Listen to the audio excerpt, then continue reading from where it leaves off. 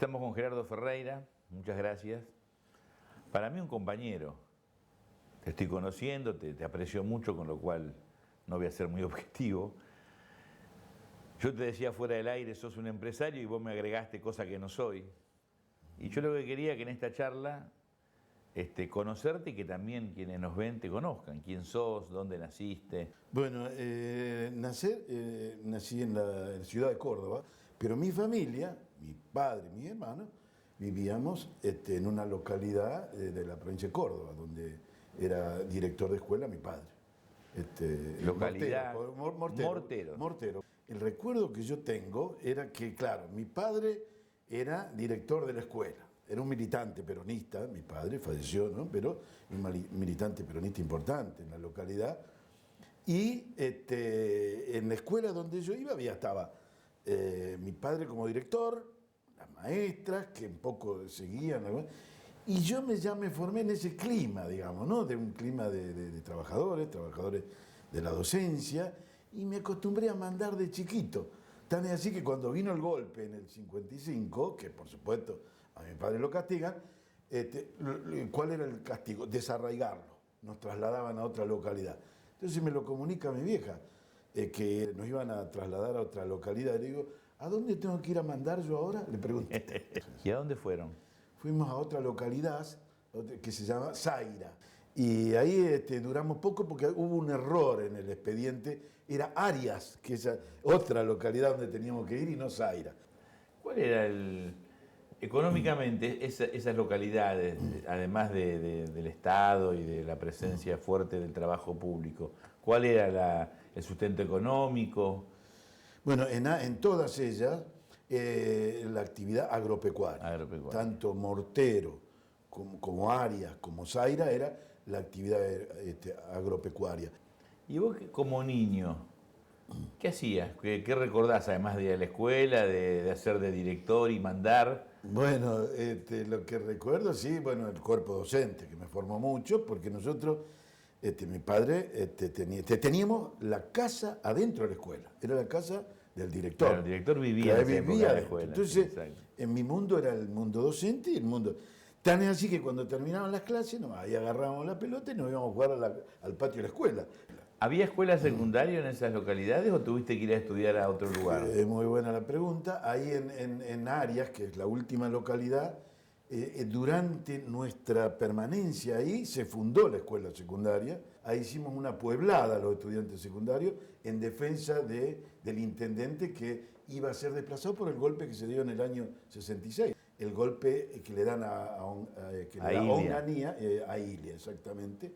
Con ese golpe, poco también llega ese golpe a los pueblos, intentan desplazar al intendente y nosotros nos resistimos. Tomamos el colegio, salimos a la calle, una pueblada, decimos. O sea que vos ya tenías un compromiso militante.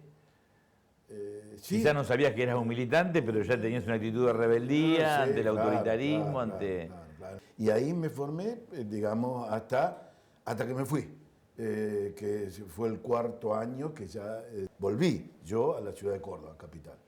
Era un mundo con una dinámica por lo que pasaba en Cuba, por América Latina, el Che, Vietnam. Claro. ¿Cómo vivías vos viniendo de un pueblo? Llegás a Córdoba, que es un poco, no digo que sea el centro de la República, pero con toda una potencialidad transformadora que luego se expresaría en el cordobazo, pero en los años previos, ¿cómo lo viviste en esa transición del pibe del pueblo a un alumno de quinto año en la docta? Claro, bueno, yo ya me había acostumbrado a mandar, digamos, a ser rebelde, vamos a decir. Y llego a un lugar que estaba en la efervescencia de la rebelión, porque estas luchas estudiantiles que, como te digo, comenzaron en alguna medida, que Córdoba es una provincia radical, estas luchas estudiantiles tuvieron el acompañamiento del Partido Radical. Y luego es el año 68 donde comienzan las movilizaciones obreras, también porque desde lo nacional, digamos, Córdoba no tenía un gobernador, sino un interventor, Caballero, que era directo, digamos, representante de Onganía, ¿no es cierto? Intentan avanzar con algunas conquistas sociales de los trabajadores y ahí comienza lo que era hasta el inicio, movilizaciones democráticas estudiantiles en contra de la dictadura, se comienzan a ampliar ya en el 68 a lo que era el cinturón industrial, que estaba viendo amenazada su estado de bienestar, llamémosle, o algunas conquistas que tenían como avanzada trabajadora en la ciudad de Córdoba. Empezás a militar. ¿Cuándo, cómo, dónde? Bueno, comienzo a militar justamente para pelear por el ingreso a la universidad en el año 68, terminando mi ciclo secundario y a punto de entrar a la universidad. Ahí incluso es cuando los primeros golpes, las primeras detenciones, son en las marchas de protesta previa a que se instalara un régimen de ingreso restrictivo a la universidad. Y ahí es donde un poco se me abre el mundo a mí, ¿no? Se me abre la cabeza y se me abren nuevas ideas, digamos, ahí, en el año 68. ¿Dónde te encuentra el cordobazo? Bueno, el cordobazo ya me encuentra como delegado, el segundo año de la universidad, como delegado de mi curso de ingeniería. ¿Estuviste en la calle en esos días? ¿Qué recordás? Sí, fue para mí, eran mis primeras armas, digamos, estaba en medio de lo que estaba ocurriendo y no me daba cuenta de lo que estaba ocurriendo y sentía a la vez orgullo porque fue una especie, digamos, primer ensayo de la Unión Obrera Estudiantil, o sea, los estudiantes y los obreros juntos reclamando uno por sus conquistas laborales y nosotros por libertades. ¿Cómo recordás esos años? ¿Qué valoración haces? ¿Qué era la democracia en aquel momento? ¿Qué significa hoy? Si tuvieras que hacer un balance con una perspectiva de décadas y con mucha más, no digo objetividad, pero sí con más tranquilidad y distancia. Yo creo que jugó un doble papel. Por un lado, haber acometido ese desafío de salir a la calle organizadamente y en marchas, para desafiar el poder político de un interventor. Esto era una gimnasia que ahora a la distancia veo que confunde un poco, porque primero creíamos que podíamos lograrlo todo. El poder estaba ya el poder estaba cerca, mano. porque producto del cordobazo tuvo que salir el ejército a la calle. Salió el ejército a la calle. Y hubo compañeros heridos, hubo compañeros muertos, y ahí comienza ya todo muy rápido, digamos, todo muy rápido. En el año 70 no solo que el viborazo se llama así, que se dio en el 71, perdón, en el 70 hicimos una toma grande de la facultad. El 71 se llama viborazo porque fue una movilización también estudiantil y con los sindicatos combativos que salimos directamente a responderle y a desafiar al gobernador Uriburu, que era el que habían puesto en reemplazo de Caballero, que se había ido junto con Onganía, tumbado para nosotros en ese momento por el cordobazo y otras movilizaciones que ocurrieron en Rosario y en otras provincias. Entonces, este interventor, no gobernador, vino y dice: yo vengo a cortarle la cabeza a esta víbora de la subversión en Córdoba. Y nosotros nos decíamos: ¿quién es este tipo? Más o menos, esto era lo que confundía. Y fueron organizaciones de marchas y desafíos menos masivas que el cordobazo, pero más violentas, con más preparación, y en definitiva el que terminó con la cabeza cortada fue Uriburu. Entonces, eso es lo que nos confundía un poco. Creíamos que podíamos desafiar al poder y podíamos provocar grandes daños al poder, y en realidad éramos un conjunto de militantes de una provincia o de una ciudad del país. Entonces yo creo que me confundió un poco también. Creíamos que estábamos más cerca del poder de lo que en realidad estábamos. Hasta que se produce un hecho que es en 1972, el 22 de agosto de 1972, que es la fuga de Trelew. la fuga y el asesinato de los 16 militantes. Es ahí yo donde decidí dar el salto y tomar, digamos, un compromiso político también. En vez de, digamos, despertarme miedo, temor o paralizarme, me lleva a tomar un compromiso superior, porque eso es para mí la política, claro. La política es, digamos, la actividad para mí de orden superior que puede tener el ser humano, ¿no? En una sociedad cualquiera que sea.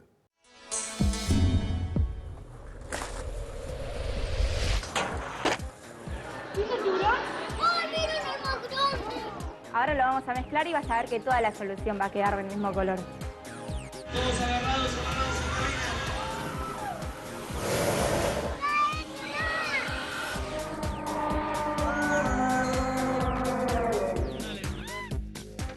No te lo imaginas. Vivilo. Tecnópolis. Futuro para siempre. Abierto de miércoles a domingo, de 12 a 20 horas. Entrada libre y gratuita.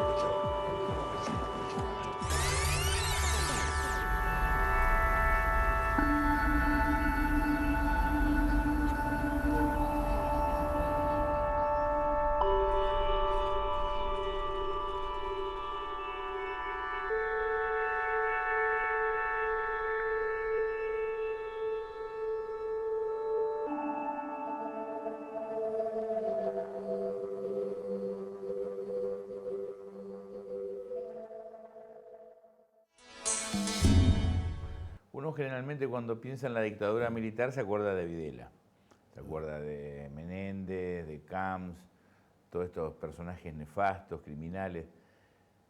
Y siempre queda en un segundo plano Martínez de Oz y ese plan económico que en realidad era la verdadera conducción de la dictadura militar, como ocurrió siempre en Argentina. Cada vez que hubo un golpe militar, era cívico-militar.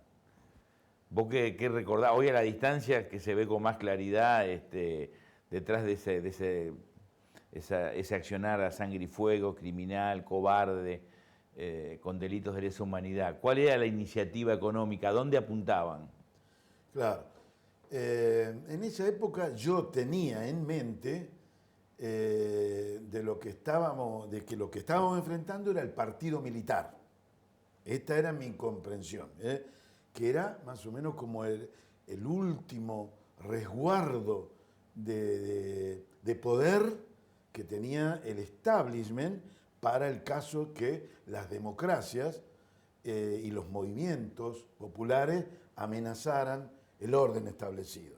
Con el tiempo fui entendiendo, y ahora me queda mucho más claro, que en realidad el partido militar era una herramienta del establishment.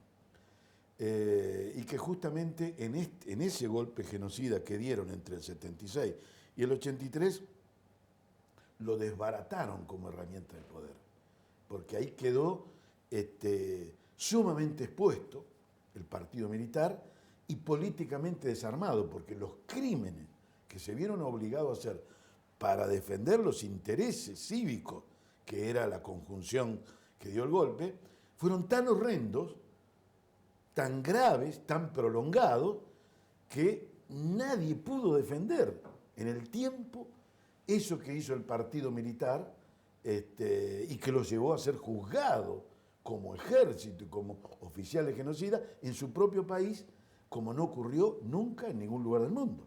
Esto, digamos, gracias a un gobierno como el actual, ¿no es cierto?, que tomó la decisión de profundizar los juicios, realmente mantener la memoria y encarcelarlo en cárceles comunes.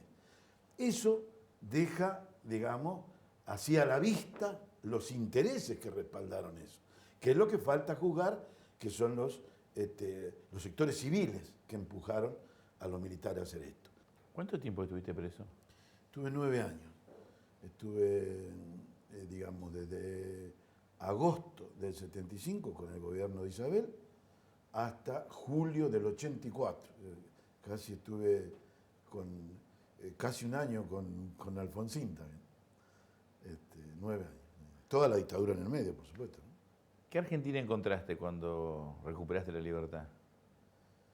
Bueno, nosotros no es que estuvimos presos, el primero éramos rehenes y con riesgo de fusilamiento. Y en la segunda etapa fue un régimen yo lo defino como de reclusión, porque nos sacan de nuestros lugares de origen, nos llevan a un penal de Sierra Chica. Y cuando salimos, como habíamos estado muy aislados, claro, ya sabíamos que no representábamos a nadie en la sociedad, que éramos en realidad uno de los dos demonios, donde nos había puesto Alfonsín, digámoslo con todas las letras. Alfonsín nos puso esos rótulos. Uno de los demonios eran los militares y el otro demonio éramos nosotros, los subversivos, los presos políticos que habíamos llevado adelante estas luchas. Porque el genocidio tiene, entre otras cosas, ese costo, ¿no es cierto? Primero aterroriza a la sociedad, luego la inmoviliza y después la vacía ideológicamente. No existieron, le saca la memoria, ¿no es cierto? Lo que fueron las luchas, lo que fueron los referentes.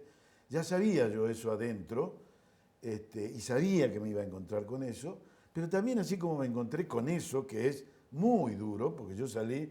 O sea, salís de la cárcel, claro, y salís a un desierto. Salgo a un desierto, salgo con el bagallito, ¿no es cierto? Y es más, voy caminando a la casa de una de las pocas líderes que habían hecho el aguante a los presos políticos. Yo no le quería caer a mi vieja de golpe, después de 9 años, porque podía darle un infarto. Entonces llego ahí, a la casa, y desde ahí le hablo por teléfono y digo, bueno, salí en libertad. Pero fueron 60 cuadras que caminé solo con un bagallito donde llevaba, digamos, apagué la luz, como decíamos en la cárcel. Y bueno, llevaba mis libros, algunos recuerdos que me llevé, y empecé a tratar de reinsertarme en la sociedad. A los pocos horas o días tengo la satisfacción de que el mismo empresario donde yo había trabajado me dice que me quiere reincorporar a la empresa después de 9 años. ¿Y después cómo sigue? Volví a tomar conocimiento de mi actividad profesional, me encuentro con estos compañeros de electroingeniería que habían sido compañeros míos en la facultad, tenía que ir a una obra a San Juan, y la verdad que yo tenía a mi hijo acá, en la capital, y yo le digo, bueno, ingeniero Maggi, muchas gracias por haberme dado trabajo. Le digo, pero bueno, no puedo seguir en una obra en San Juan porque tengo a mi hijo en Buenos Aires, Sebastián, un cuervo que yo creo que debe ser conocido. Quiero estar un poco más con mi hijo, que es lo que me quedó de mi familia, entonces me voy a ir a Buenos Aires. Y ahí es donde en esta decisión de venirme a Buenos Aires aparece este grupo de amigos que eran ex compañeros de facultad que habían hecho una especie de pyme durante el genocidio y que sobrevivió y me dice, che, ¿no querés trabajar con nosotros? Y arranqué con electroingeniería, solo acá. Después me di cuenta que construir una empresa tiene también un componente político importante, ¿no? De que es la credibilidad, que es la confiabilidad que tiene que tener el comitente en el que va a liderar un proyecto de infraestructura. Y eso, si enfrente tiene a un tipo que solo busca ganar guita, y el funcionario va a desconfiar. En cambio, si enfrente tiene a alguien que tiene una historia y una credibilidad en desarrollar proyectos, tiene un poquito más de confianza. Y ahí arranqué y así crecimos. ¿Y cómo fue ese crecimiento y cómo llegás a obras tan importantes como tenés hoy en Santa Cruz y la relación con capitales chinos y tenés una visión del mundo que quizás pocos empresarios tengan, porque además de tu formación, aunque no seas un empresario tradicional empresaria, tenés un bagaje político que te permite tener una mirada más larga. Sí, yo digo que tengo responsabilidades empresarias importantes. Esas responsabilidades empresarias las incorporo, las desarrollo por mi formación de ingeniería y por mi formación política también, porque esto de terminar con China no es un accidente, es que en un momento el gobierno dijo, bueno, la etapa que viene en Argentina ya no podemos hacer la obra de infraestructura al contado, como hizo Néstor Kirchner en la primera etapa. Vamos a abrir una ventana a la política del desendeudamiento, que fue lo que siguieron durante los primeros, 9 o 10 años, el gobierno.